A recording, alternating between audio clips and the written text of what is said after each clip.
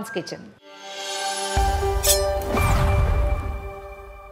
ఇడ్లీలోకి, దోశల్లోకి, దిబ్బరట్లోకి, అప్పుడప్పుడు ఉప్మాలో కూడా పల్లీలతో పచ్చడి చేసుకుంటాం. పల్లీలు పచ్చిమిర్చి కలిపి చేసుకునేది సాధారణంగా మనం అందరం చేసుకునేది. పల్లీలతో ఎండుమిర్చి కలిపి చేసే పచ్చడి చేద్దాం. ఇది మన సిగ్నేచర్ పెట్టుకున్నాం కదా. ఓ వెడల్పాటి మూకుడు అవసరమైంది పెట్టుకోవటం. ఒక స్పూన్ నూనె వేడెక్కాక ఓ పెద్ద స్పూను మినపప్పు, తర్వాత ఒక 3/4 స్పూన్ జీలకర్ర, ఓ 1/2 కప్పు పల్లీలు.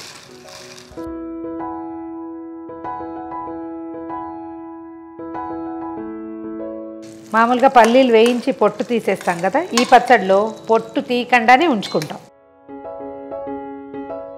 పప్పులు పల్లీలు బాగా వేగుమొహం పట్టాక ఓ 10-12 ఎండుమిర్చి, ఈ పచ్చడికి సరిపడా మన దగ్గర ఒక చింతపండు, సుమారుగా ఒక చిన్న విసిరికాయలో సగం ఇంత దీంట్లో వేసేయండి.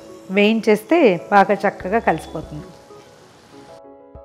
మిరపకాయలు రంగు మారకుండా ఎర్రగా ఉండేలాగా వేయించుకోవాలి, అందుకని చివరికి వేసుకున్నాము. దీంట్లో మనము దీన్ని ఇంకా రిచ్గా చేసుకోవచ్చు. కాసిన జీడిపప్పులు వేయచ్చు, బాదం పప్పులు వేసుకోవచ్చు, ఫ్లాక్స్ సీడ్స్ వేసుకోవచ్చు.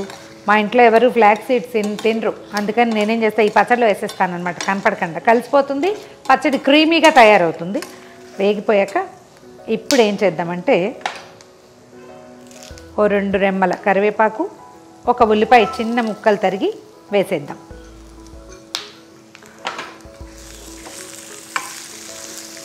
ఉల్లిపాయలో పచ్చి పోయేదాకా ఉంచితే సరిపోతుంది.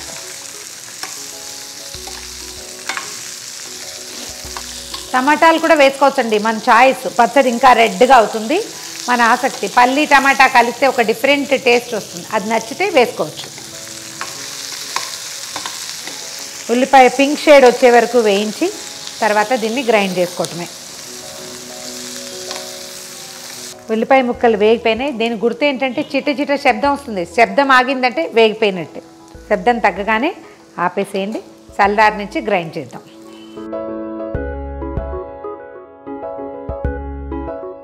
మన పల్లి పచ్చడి రెడీ అయిపోయింది. దీని మీద చిన్న తాలింపు వేసుకుందాం.